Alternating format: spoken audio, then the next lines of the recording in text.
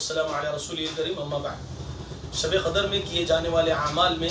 قرآن پاک کی تلاوت ہے، ذکر و اذکار ہے، قرآن پاک کی تفاسیر، اس کے ترجمے، حدیث پاک کا درس ہے، دینی کتابوں کی معلوماتی والی باتیں ہیں، ساتھ ہی ساتھ اسی کے اندر سو جانا بھی ہے۔ اگر آپ یہ اعمال کر کے تھک گئے ہیں، مسجد میں ہیں تو اعتکاف کی نیت سے سو جائیں تو سونا بھی عبادت ہے، لیکن آپ مشقت کے ساتھ اس کے اندر اپنے اوپر بوجھ ڈال کے نیند کی بھی حالت ہے، اس طرح نہیں کرنا ہے، تھوڑا بھی آرام بھی کرنا ہے، لیکن آرام میں آپ چست ہے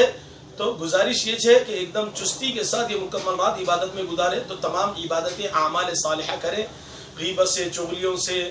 غیر قسم کی باتوں سے اللہ تمام کی حفاظت فرمائے۔ اس رات میں خصوصاً سے بچنا ہے، اور اس رات کی ایک سب سے بڑی خصوصی دعا جو ہے حضرت عائشہ اما جان رضی اللہ تعالیٰ عنہ سے جو منقول ہے، اللہ کے رسول سے آپ نے فرمایا تھا، اللہ کے رسول اگر مجھ کو لیلۃ القدر مل جائے تو میں کیا دعا کروں؟ حضور نے فرمایا یہ دعا کرنا، اللہم انک عفو تحب العفو فاعف عنی، اے اللہ آپ عفو درگزری کرنے والے ہیں اور درگزری کرنے کو آپ پسند فرماتے ہیں، اے اللہ مجھ سے بھی درگزری والا معاملہ فرمائے۔ یہ دعا کو کثرت سے پڑھیں، اس دعا کے کثرت سے پڑھنے سے انشاءاللہ لیلۃ القدر میں اللہ کی طرف سے درگزری والا معاملہ ہوگا، اللہ معاف فرمائیں گے۔ اس حدیث کو امام ترمذی رحمۃ اللہ علیہ نے حدیث نمبر 3513 پہ، ابن ماجہ رحمۃ اللہ علیہ نے 3850 پر نقل فرمایا۔ اس رات کے اندر تراویح کا، اعتکاف کا، اور ساتھ ہی ساتھ توبہ، استغفار کا، اللہ کی طرف رجوع ہونے کا معاملہ، یہ تمام اعمال صالحہ کے ساتھ فرما برداری کے ساتھ کریں۔ اس رات کی علامتوں میں سے چند علامتیں جو احادیث مبارکہ سے ثابت ہے اس کو ذکر کرے۔ نمبر 1 صحیح مسلم کے اندر ہے، حدیث نمبر 762 پر اللہ کے نبی صلی اللہ علیہ وسلم نے اس کی علامتوں میں سے ایک علامت ذکر فرمائی، ان الشمس تطلع صبیحتها لا شعاع لها، لیلۃ القدر کے بعد جو دوسری صبح ہوتی ہے، لیلۃ القدر کے بعد کی صبح جو ہوتی ہے، اس صبح جب سورج نکلتا ہے تو سورج کی شعاعیں نہیں ہوتی، یہ اللہ کے رسول صلی اللہ علیہ وسلم نے فرمایا۔ دوسری جو علامت حضرت ابن عباس سے ابن خزیمہ رحمہ اللہ کے ناز امام طیالسی رحمہ اللہ نے اپنی مسند میں اس روایت کو نقل کیا سند صحیح کے ساتھ، اللہ کے رسول نے فرمایا لیلۃ القدر لیلۃ طلق لا حار ولا باردہ تصبح الشمس یوم حمراء ضعیفہ، فرمایا لیلۃ القدر ایسی رات ہے جو چمکدار ہوتی ہے، لیکن اس کے اندر نہ زیادہ سردی ہوتی ہے نہ زیادہ گرمی ہوتی ہے، اور اس کے بعد جب صبح ہوتی ہے تو سورج کمزور ہوتا ہے، مطلب یہ کہ سورج کے اندر شدت شعاؤں کی نہیں ہوتی، گرمی کی نہیں ہوتی،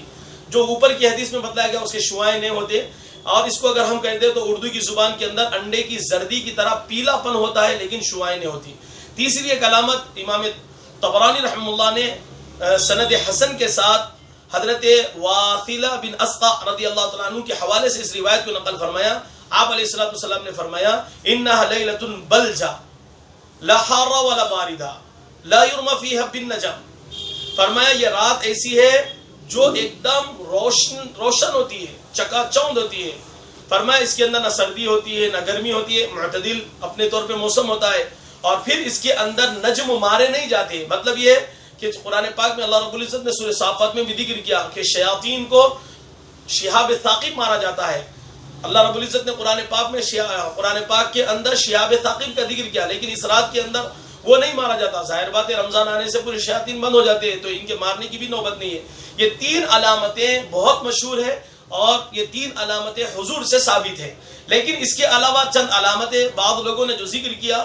ان روایتوں کے سلسلے میں فرمایا کہ اس کی کوئی اصل نہیں ہے۔ اس میں سے ایک علامت یہ نقل کی گئی کہ اس رات درخت سجدے میں چلے جاتے ہیں،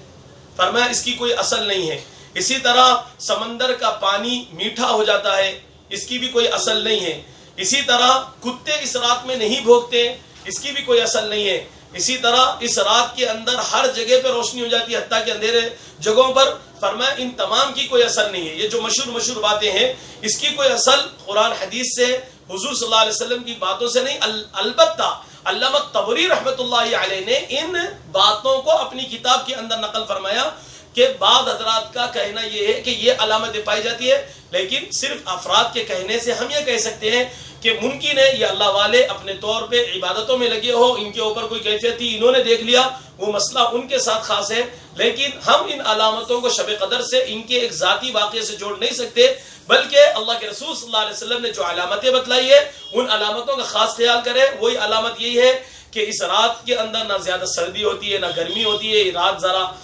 کھلی ہوتی ہے، روشنی اس کے اندر ہوا کرتی ہے، اور اس رات کے اندر اللہ کے نبی نے اس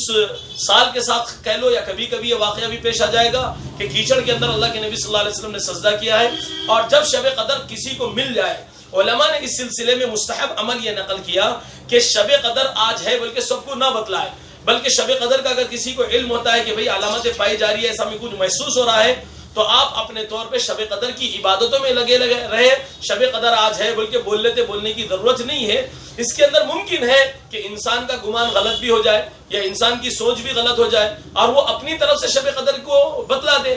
کہ بھئی اس کو شب قدر محسوس ہوتی ہے، تو وہ اس کے ایمانی جذبہ اعمال ہے اور اس نے اس چیز کو پایا ہے۔ لیکن علماء کرام نے اپنے طور پہ نقل کیا کہ شب قدر کو آپ اپنے طور پر دیکھ لیں، اگر آپ کو محسوس ہوتا ہے تو اس کو چھپا لیں۔ اسی کے ساتھ ایک بات عجیب مسند امام احمد بن حنبل کے اندر نقل کی جو عامتاً لوگ نہیں معلوم ہے، ایسی چیز ہے کہ شب قدر کے سلسلے میں کہ بھئی اس امت محمدیہ کی خصوصیت ہے،